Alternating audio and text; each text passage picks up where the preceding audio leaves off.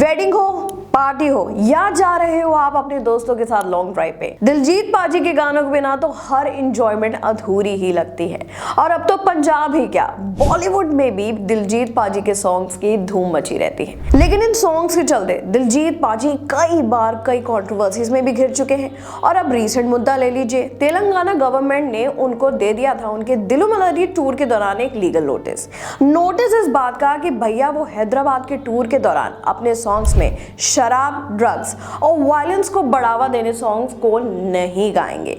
और हमारे दिलजीत पाजी भी कितने क्लेवर है, उन्होंने अपने गानों को कैसे चेंज किया। लेकिन इन सॉन्ग्स के अलावा भी दिलजीत पाजी की लाइफ में ऐसी कई और परेशानियां भी आई हैं जिनकी वजह से वो कंट्रोवर्सीज में घिरे। और आज मैं अपनी स्पेशल रिपोर्ट में आपको बताती हूँ दिलजीत से जुड़ी वो 6 कंट्रोवर्सीज जिन्हें आप भी सुनेंगे तो दंग रह जाएंगे। नंबर 1, पाकिस्तानी फैन को गिफ्ट देने पर विवाद। दिलजीत दोसांझ कुछ वक्त पहले ही अपने दिलुमिनाती टूर के चलते लाइमलाइट में थे। इस टूर के दौरान दिलजीत का मैनचेस्टर में कॉन्सर्ट हुआ, जहां से दिलजीत का एक वीडियो सामने आया। इस वीडियो में दिलजीत पाकिस्तानी फीमेल फैन को तोहफा देते नजर आए। सरहद पार की अपनी फैन से मुलाकात करते हुए दिलजीत ने कहा कि हमारे लिए हिंदुस्तान और पाकिस्तान एक ही है। हालांकि उनका बयान कई लोगों को पसंद नहीं आया।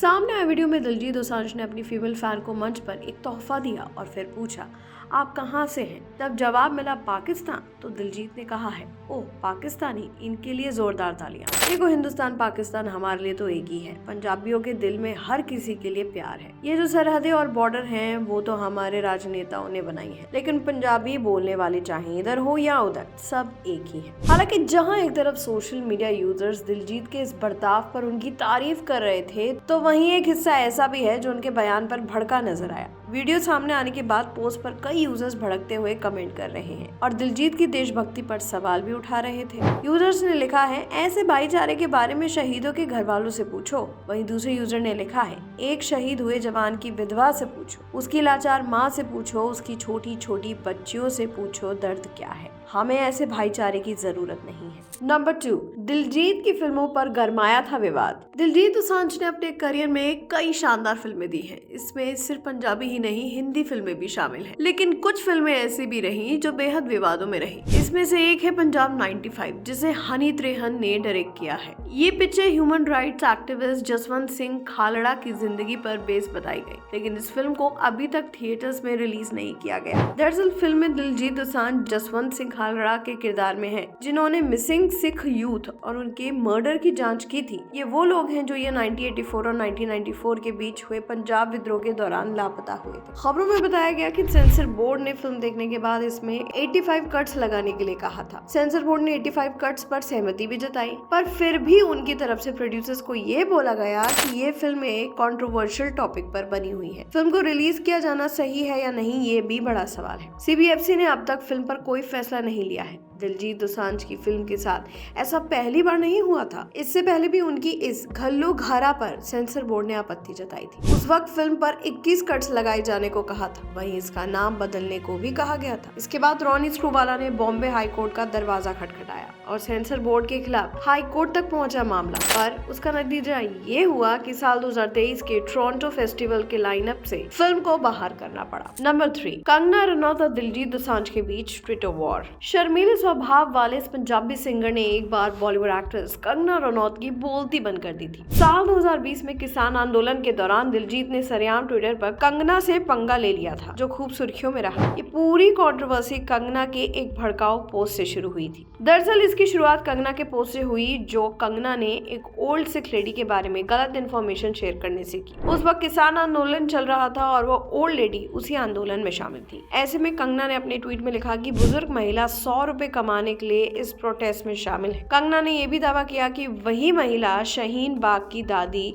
बिल्किस बानो थी। कंगना के इस ट्वीट के बाद दिलजीत ने कंगना को सही करने का बीड़ा उठाया, जिसके बाद दोनों के बीच ट्विटर पर एक बड़ी बहस हुई। दिलजीत ने कंगना के डाउट को दूर करने के लिए उस सिख ओल्ड लेडी का एक वीडियो शेयर किया। उन्होंने लिखा, आदरणीय महिंदर कौर जी, सुनिए कंगना सबूत के साथ, एक व्यक्ति को इतना अंधा नहीं होना चाहिए। कंगना कुछ भी बोलती रहती है। इस ट्वीट से बुरी तरह भड़की कंगना ने फिर दिलजीत को जवाब दिया। ओ करण जौहर के पालतू जो दादी शाहीन बाग में अपनी सिटीजनशिप के लिए प्रोटेस्ट कर रही थी, वो बिल्किस दादी जी फार्मर्स के MSP के लिए भी प्रोटेस्ट करते हुए देखी। महेंद्र कौर जी को तो मैं जानती भी नहीं, क्या ड्रामा चलाया है तुम लोगों ने, इसे अभी बंद करो। कंगना के इन ट्वीट्स को रीट्वीट करते हुए दिलजीत ने लिखा, तूने जितने लोगों के साथ फिल्म की, तू उन सबकी पालतू है? फिर तो लिस्ट लंबी हो जाएगी मालिकों की। झूठ बोलकर लोगों को भड़काना और इमोशन से खेलना वो तो आप अच्छे से जानती हो। कंगना ने इस ट्वीट का जवाब दिया, ओ चमचे चल, तू जिनकी चाट के काम लेता है मैं उनकी रोज बजाती हूँ, ज्यादा मत उछल, मैं कंगना रनौत हूँ, तेरे जैसे चमची नहीं जो रोज झूठ बोलूं। मैंने सिर्फ शाहीन बाग वाली प्रोटेस्टर पर कमेंट किया था, अगर कोई इसे अलग साबित कर दे तो मैं माफी मांग लूंगी। हालांकि बाद में कंगना ने अपनी ट्वीट्स को डिलीट कर दिया था और अपने ट्वीट्स पर क्लैरिफिकेशन दिया। I had only commented on Shaheen Bagh dadi cause they instigated riots. They even that tweet was deleted almost immediately. I don't know from where they brought another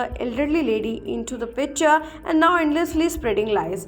Vultures trying to instigate mob against the women. Number 4, पग उतारने पर हुआ था बवाल। वो कहते हैं ना कि जब आप सक्सेस की सीढ़ियां चढ़ रहे होते हैं तो कोई ना कोई आपको गिराने आ ही जाता है। कुछ ऐसा ही दिलजीत के साथ भी हुआ जब पंजाबी रैपर नसीब ने फिल्मों और गानों में अपनी पग उतारने और बाल छोटे करने के लिए दिलजीत पर निशाना साधा। नसीब ने दिलजीत के एक ही पोस्ट पर कमेंट किया। उन्होंने लिखा, कितने दाम पर अपनी आत्मा बेच दी। सिर्फ इतना ही नहीं, नसीब ने सिंगर की एक पुरानी फोटो भी शेयर की जिसमें वो छोटे बालों में नजर आ रहे हैं। इसे शेयर करते हुए नसीब ने कैप्शन में लिखा, नहीं आप पंजाबी नहीं हो, जाकर सीखो पग कैसे बनती है। दरअसल हाल ही में दिलजीत ने अपने कॉन्सर्ट में खुद को पंजाब कहा था। नसीब के इतना कुछ बोलने के बाद दिलजीत भी चुप नहीं बैठे और उन्होंने नसीब को जवाब दिया, उनके लिए दुआ भी मांगी। उन्होंने इंस्टा पर स्टोरी पर लिखा, नसीब वीरे तुम्हें बहुत सारा प्यार, रब तुम्हें बहुत बहुत तरक्की दे, हमेशा बुलंदियों की राह पर रखे। वो खुद ही बोल रहा है और खुद ही जवाब दे रहा है, मेरी तरफ से सिर्फ और सिर्फ प्यार। ये पहला मौका नहीं था जब किसी ने दिलजीत पर बाल छोटे करने के लिए हमला बोला था। इससे पहले भी कई दफा लोग उन पर सवाल खड़े कर चुके हैं। यहाँ तक कि अमर सिंह चमकीला में भी अपने लुक को लेकर वो निशाने पर थे,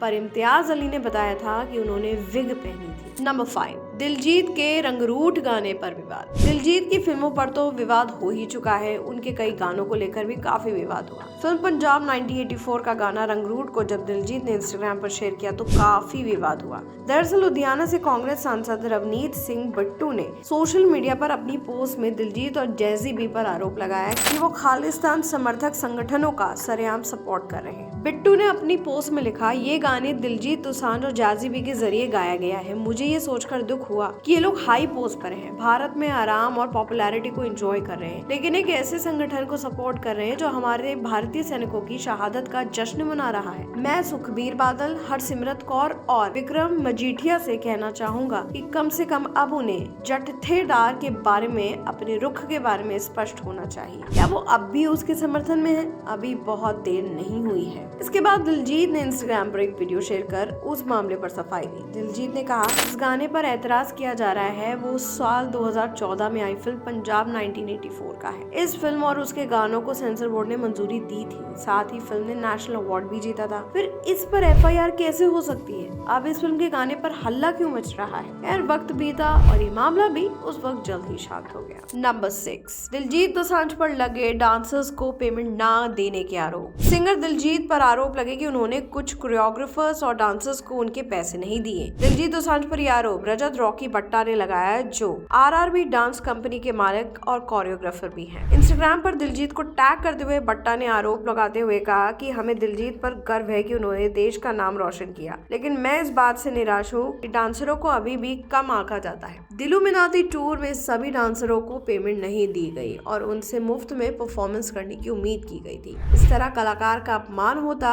दुख होता है। इन आरोपों के बाद दिलजीत की मैनेजर सोनाली ने सोशल मीडिया पर विवाद पर चुप्पी तोड़ी। सोनाली ने पोस्ट शेयर करते हुए लिखा, ना तो रजत भट्टा और ना ही मनप्रीत टूर से कभी संपर्क किया गया था और ना ही वो टूर में शामिल थे। उन्होंने झूठी कहानियां बनाकर सभी को गुमराह किया है। रजत और मनप्रीत किसी भी तरह से दिलुमिनाती टूर का हिस्सा नहीं थे। आपको बता दें कि दिलजीत पर लगे आरोपों के बाद उनके फैंस के बीच जबरदस्त हलचल मच गई थी। दिलजीत की मैनेजर ने सच्चाई बताते हुए बताया कि इस टूर की ऑफिशियल कोरियोग्राफर वैंकूवर के बलविंदर सिंह, प्रीत चहल, दिव्या और पार्थ थे और इस बयान में उन लोगों से भी अनुरोध किया गया जो इस टूर में शामिल नहीं थे कि वो गलत इंफॉर्मेशन ना फैलाएं। वही कहते हैं, मेहनत करो, कामयाबी झक मार के आपके पीछे आती है, लेकिन कंट्रोवर्सीज भी कब पीछे पड़ जाएं किसी को क्या पता।